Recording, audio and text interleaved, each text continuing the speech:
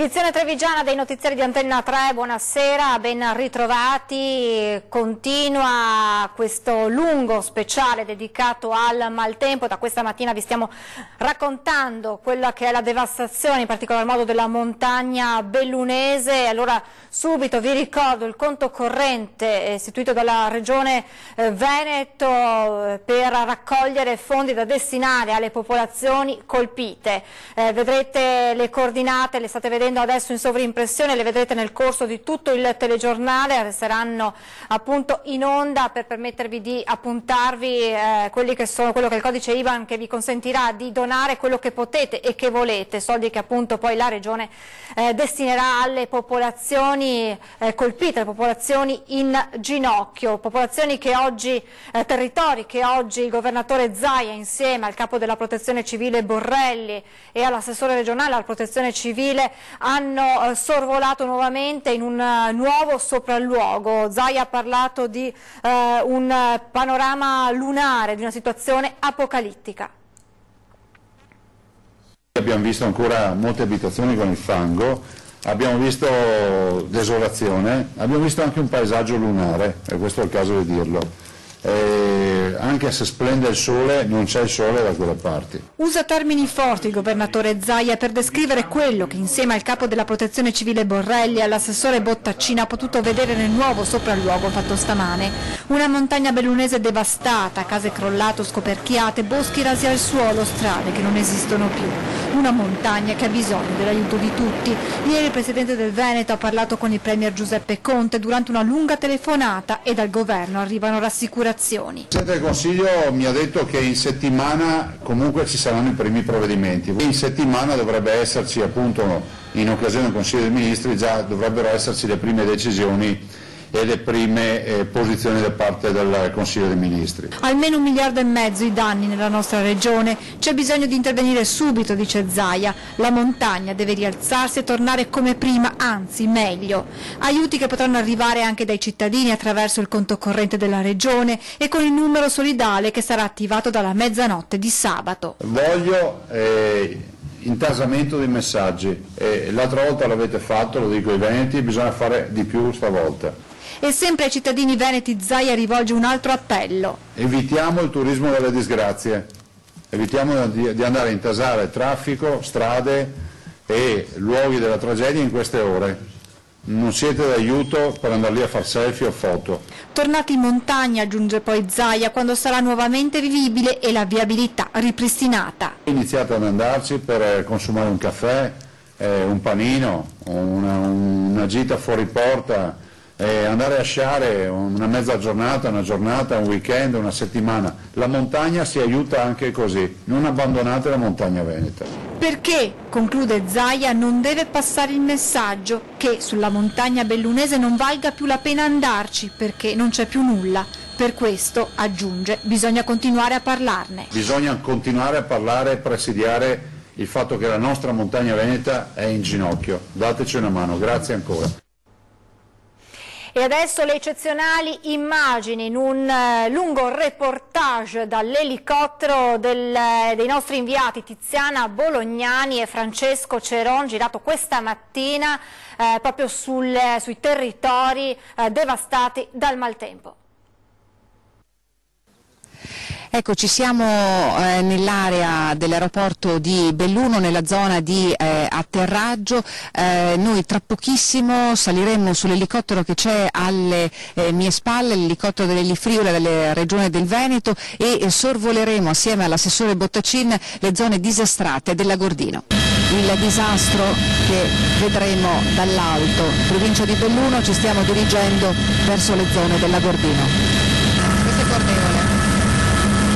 In questo tratto il Cordevole si è gonfiato al punto di arrivare a lambire, a superare il ponte. Ha superato il ponte, infatti adesso non si vede, è stato riaperto, ma c'erano dei tronchi sopra il ponte e quella sera si vedono ancora, subito dopo il ponte in sinistra si vedono degli alberi ancora che sono usciti dall'albero del corso d'acqua e si iniziano a vedere le macerie dell'edificio che è crollato e collassato nel corso d'acqua. Si vede subito dopo il ponte a sinistra, si vede che l'argine inizia dopo un po', ecco, il primo tratto di argine è stato divelto ed è crollato l'edificio, adesso si vede bene.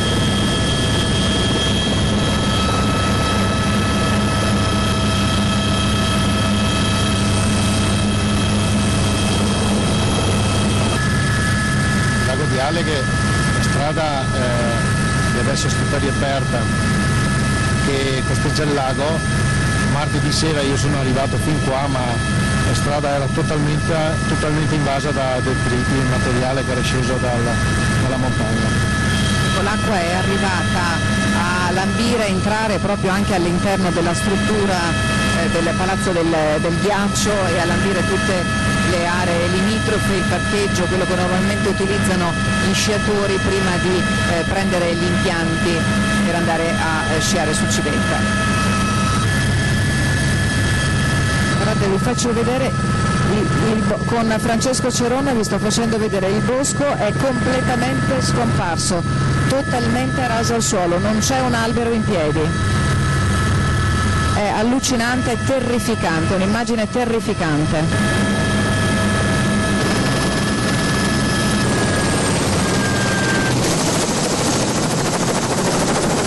Ecco, siamo atterrati in questo momento nella zona dell'Alto Agordino, Selva di Cadore, Livinallongo, Colle di Santa Lucia. Adesso andiamo a sentire le voci della popolazione che è rimasta isolata fino a poche ore fa. Io ho un po' di stalla qua e però un altro lavoro degli impianti a fune il Passo Giao. Io credo che sia difficile ripristinare prima della stagione. Per i fabbricati così c'è i gruppi elettrogeni.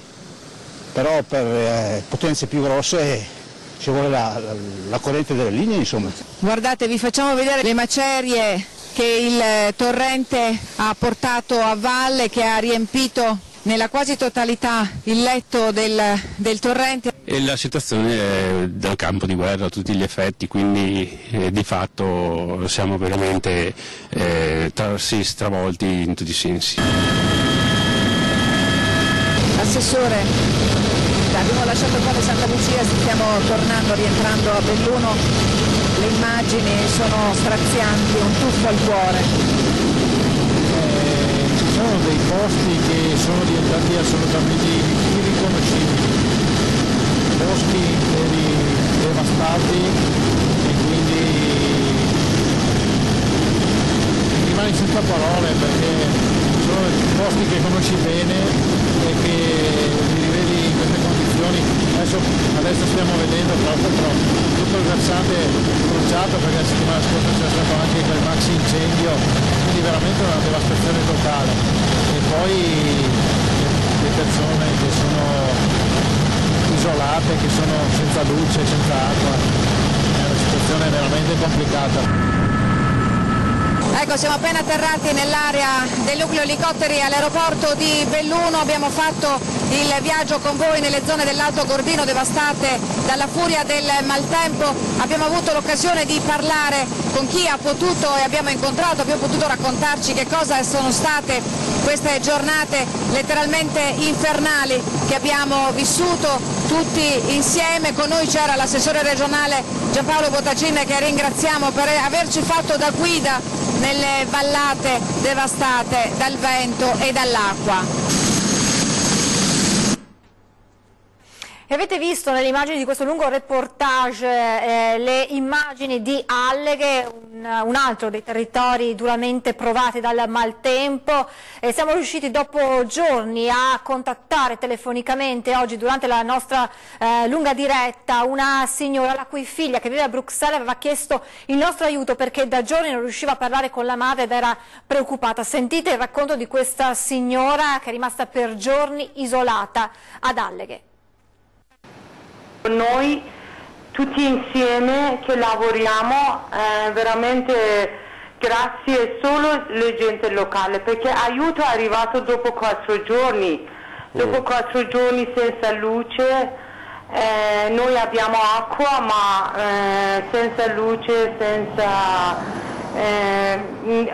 niente, veramente niente. Mili Riva vive ad Alleghe e dopo giorni di completo isolamento solo oggi è stato possibile raggiungerla telefonicamente. Nella sua voce ancora la tensione e l'angoscia di questi ultimi giorni.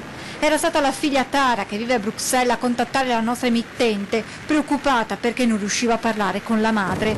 Dopo 5 giorni di tentativi finalmente le linee telefoniche sono tornate a funzionare, ma come spiega la signora Mili la situazione rimane drammatica ad Alleghe come nelle altre frazioni vicine. Siamo rimasti 4 giorni dentro di casa senza luce, freddo 8 gradi per 4 giorni. Sì. Ieri è arrivato il generatore, adesso in questa zona, che è Zunaia di Alleghe, no, è tutto a posto, ma dall'altra parte no. Tante case avevano anche stoffe di legno, ma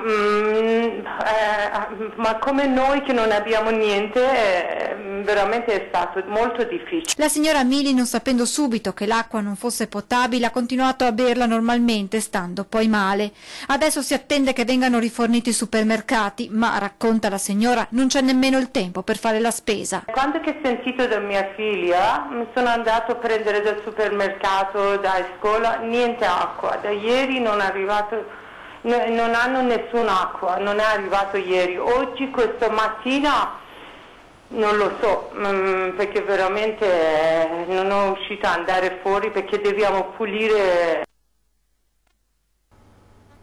Altra testimonianza, questa volta arriva da uno dei paesi che sta diventando il simbolo di questa montagna martoriata, Rocca Pietore. Un residente volontario del servizio d'emergenza racconta l'isolamento e spiega di cosa c'è materialmente bisogno ora in paese. Ci sono stati fienili scoperchiati, case in comune totale saranno una 60ina di tetti scoperchiati. Siamo ancora senza acqua, l'elettricità elettrica ci è arrivata ieri da lunedì che ci è venuta a mancare, acqua potabile non abbiamo tutta i 5 km, Serai di Sottoguda che molti probabilmente lo conoscono per impianti sciistici della Marmolada non esistono più perché è venuta giù, ha portato via strada tutto quanto. Sicché noi viviamo sul turismo e la vediamo dura. Siamo rimasti tagliati fuori perché probabilmente tutto tace, vuol dire che lì non è successo niente, ma non avevamo modo di comunicare. Il primo posto era a 10 km quando hanno ripristinato le strade per poter il sindaco comunicare tramite i media su un posto che c'era il wifi che prendeva. No, qui per fortuna, l'unica fortuna, qui nella Val Pettorina, Marmolada, Marga Ciapella, non ci sono stati morti, non ci sono stati feriti, per fortuna sono arrivati i rinforzi che pian pianino. Una cosa devo dire e ripeto, abbiamo l'acqua potabile dalle autobotti, non abbiamo contenitori per portarle a quelli che sono a casa. Quindi di che cosa avete bisogno qui dalla pianura? Contenitori, 20 litri le taniche. Servono alimentari, insomma, che serve alimentari, però qualcosa è stato sempre recuperato questi giorni dagli alberghi, che c'era roba nelle celle, frigoriferi. Da fuori, adesso io non posso dire cosa serve di preciso. Ad esempio come carne, abbiamo poco niente. Ho capito. Carne, pasta, i generi di prima necessità. E come accade spesso, sempre in queste circostanze, è partita anche la macchina della solidarietà, tantissimi cittadini privati che si stanno mettendo in moto per dare aiuti alle popolazioni anche dal capoluogo Treviso e dai tanti comuni della provincia. È partita la mobilitazione per aiutare. Allora sentiamo il sindaco di Treviso, Mario Conte. Ci siamo già confrontati con i consiglieri di maggioranza, nei prossimi giorni ci sarà una mozione per chiedere appunto alla Giunta, che noi sposeremo sicuramente in pieno, il supporto a queste popolazioni venete che oggi purtroppo sono in ginocchio e stanno combattendo contro il fango e contro la devastazione del maltempo degli ultimi giorni. Non staremo sicuramente a guardare, costruiremo insieme al segretario il percorso burocratico più corretto per dare un sostegno corretto che possa essere in fondi piuttosto che iniziative di ricostruzione nel territorio. La città di Treviso vuole rispondere presente e vogliamo porgere la mano a quelle popolazioni che oggi sono in ginocchio. Già nei giorni precedenti mi sono sentito telefonicamente proprio nelle ore del disastro con il sindaco di Belluno Jacopo Massaro, al quale avevo già ribadito la disponibilità sia da un punto di vista di forza lavoro che qualsiasi altra necessità avesse per portare il nostro supporto. Quindi la nostra vicinanza è totale e ci tengo anche a ringraziare tutte quelle forze dell'ordine e quell'esercito di volontari che tutt'oggi stanno lavorando senza tirarsi indietro, senza tra l'altro riposare, per rialzare il più presto possibile quella parte del Veneto che oggi è in ginocchio. Adesso pochissimi istanti di pubblicità e poi torniamo con tante altre notizie dalla Marca.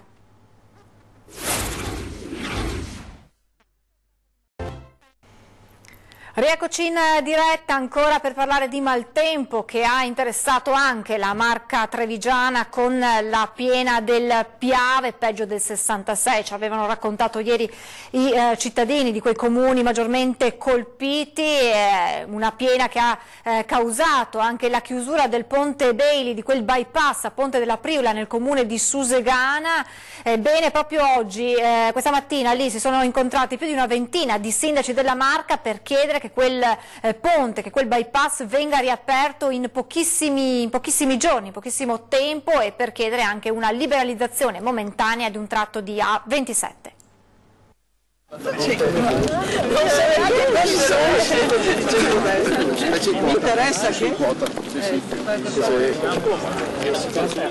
Non si è trattata di una vera e propria conferenza stampa né di una manifestazione, guai chiamarla protesta. È bastata la presenza silenziosa di oltre una ventina di sindaci che hanno risposto all'appello del primo cittadino di Susegana, Vincenza Scarpa, sulla rampa di accesso al ponte Bailey per lanciare un messaggio chiaro. La viabilità alternativa a Ponte della Priula va riaperta in tempi brevissimi. Riteniamo che con un lavoro di 8-10 giorni possa essere tutto ripristinato se si parte. Faccio una previsione su quello che mi hanno detto i miei esperti, insomma. Su quelli che sono i lavori da fare in 8-10 giorni potrebbe essere fatto tutto e riaperta la viabilità. Io sono convinto che l'ANAS ha le competenze, massima fiducia ai tecnici dell'ANAS, e sono convinto che nel giro di un paio di settimane la bretella potrà essere riaperta. Nonostante la piena eccezionale, il ponte Bailey ha retto alla violenza del Piave. Si sapeva che il ponte Bailey avrebbe retto alla piena, anche se quest'anno è stata piuttosto importante. Quello che si è rovinato sono pezzi di viabilità, di accesso al ponte. Una viabilità che conta 40.000 veicoli al giorno, fondamentale per collegare la destra e la sinistra Piave per unire la Marca. È significativo vedere già in questi giorni come il traffico sia aumentato e come i disagi si riverberino poi sulla cittadinanza. Quindi attendiamo, ci vogliono pochi giorni e quindi attendiamo davvero con fiducia la riapertura. Non oso pensare, se si dovesse prolungare per un mese, che cosa avverrebbe di questi nostri comuni, quindi non sono cifre esagerate quelle che sono necessarie per il ripristino della viabilità, molto e molto di più costerebbe lasciare questa sinistra separata dalla destra. Pesanti, pesantissime le conseguenze per le famiglie e le attività commerciali. Anche attività commerciali, qualsiasi persona che ha un lavoro vede la differenza in pochi giorni. E in pochi giorni proprio il commercio è cambiato. Quindi... Non solo di Susegana? No, non solo di Susegana, ma anche di comuni vicini. Per gli esercizi commerciali ne risentono, perché per quanto poco questa era un'arteria fondamentale. Ovviamente ci sono anche tutti i lavoratori che dal mio comune vanno a lavorare a Susegana, a Conegliano. Ma parallelamente alla riapertura del bypass, i sindaci della Marca avanzano un'altra proposta che vada a risolvere un ulteriore problema. Da parte sinistra per andare a destra c'è un transito in autostrada ai Caselli, la mattina c'è ovviamente coda e comunque è anche un costo. Tra le richieste non solo questo, ma in parallelo questa liberalizzazione momentanea della 27. La liberalizzazione del tratto appunto da Conegliano a Treviso, in modo tale almeno da non far pagare ai cittadini che normalmente transitano per la Pontebana un costo in più. Intanto il vice premier Salvini domani sarà in Veneto a visitare in sopralluogo le montagne bellunesi. Ha detto: è una situazione che mi colpisce, mi tocca il cuore, stiamo cercando e trovando i primi fondi, i primi stanziamenti da destinare al Veneto. Domani appunto nel bellunese, poi una conferenza stampa alle 11:30 che seguiremo con una nuova edizione speciale in diretta. Lasciamo questa pagina dedicata al maltempo, continuiamo con la cronaca. Richiedente asilo e grossista della droga, almeno secondo la polizia locale di Treviso che lo ha arrestato. Il giudice lo ha condannato e rimesso in libertà, ingiungendo ai vigili di restituirgli il denaro sequestrato, telefoni e carta di credito prepagata.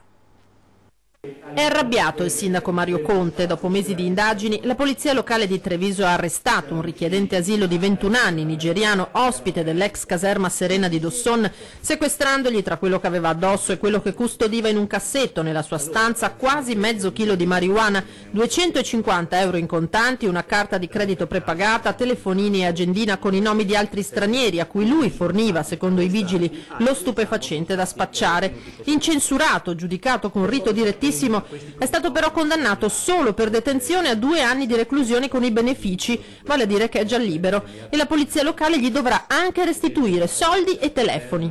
Chiedo rispetto nei confronti del grande lavoro che le forze dell'ordine quotidianamente svolgono e chiedo rispetto nei confronti dei cittadini che ci chiedono sicurezza. Se viene fermato uno spacciatore con 500 grammi di droga, con 250 euro in tasca e un sacco di monete, dei cellulari, e di fatto risulta nulla tenente, non è possibile che venga dissequestrato il denaro e siamo addirittura costretti a restituirlo. Farò una relazione puntuale al ministro Salvini e chiederò che ci sia questa famosa certezza della pena. Chi spaccia, chi viene beccato dalle forze dell'ordine deve pagare e soprattutto deve essere rimpatriato, è semplice. Conte annuncia che chiederà inoltre al prefetto Maria Rosaria Laganà di poter intensificare i controlli all'interno dell'ex Serena, così come il ministro Salvini solleciterà la chiusura della struttura. La polizia locale, che aveva messo gli occhi sul nigeriano a luglio dopo i ripetuti blitz all'ex caserma, rimangono convinti che si tratti di un grossista della droga e che andava assicurato alla giustizia.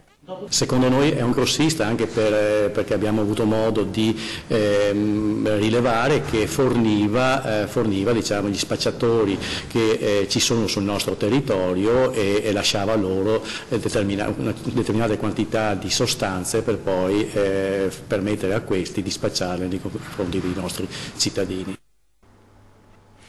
Andiamo a Vittorio Veneto che si prepara alla chiusura delle celebrazioni domani per il centenario della Grande Guerra. Veneto è dipinta di verde, bianco e rosso dai 4 enormi vessilli che sventolano in Piazza del Popolo ai più piccoli tricolori appesi fuori da negozi, bar e case. In ogni angolo della città appare la bandiera italiana i cui colori dipingono persino le aiuole.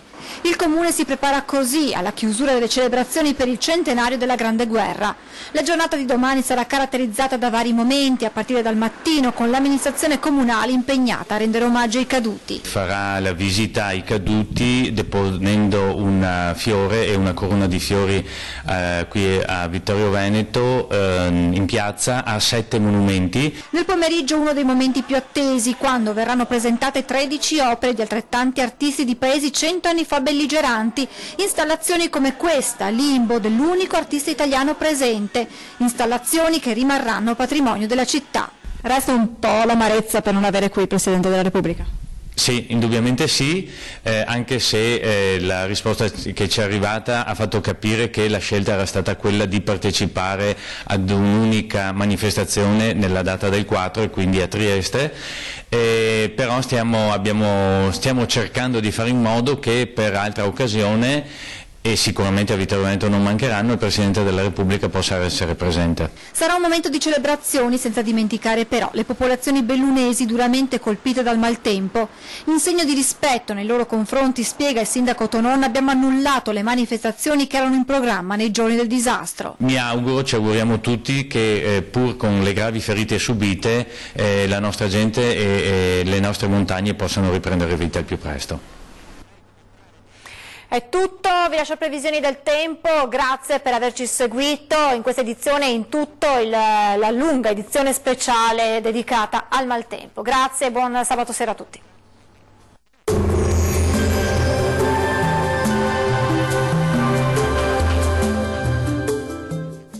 Tonus è il miglior negozio di calzature moda comoda. Qui troverete il più vasto assortimento di calzature Fratelli Tomasi. Eleganza e comodità, perché camminare è vivere. Ben ritrovati al meteo. Migliora il tempo sulle nostre regioni, domenica in compagnia del sole, ma vediamo il dettaglio.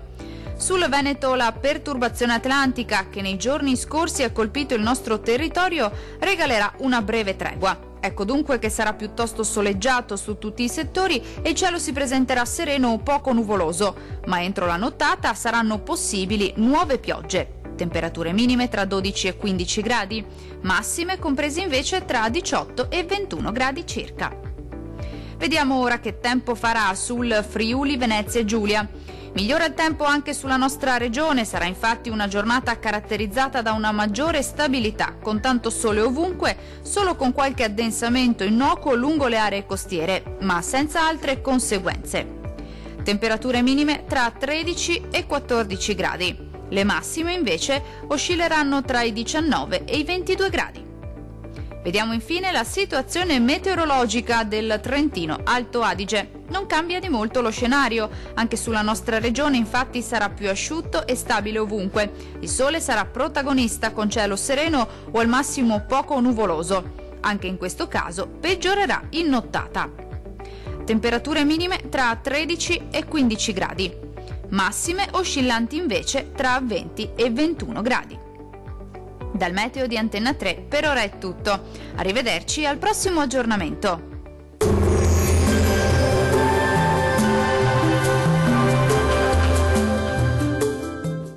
Tonus è il miglior negozio di calzature moda comoda. Qui troverete il più vasto assortimento di calzature Fratelli Tomasi, eleganza e comodità, perché camminare è vivere.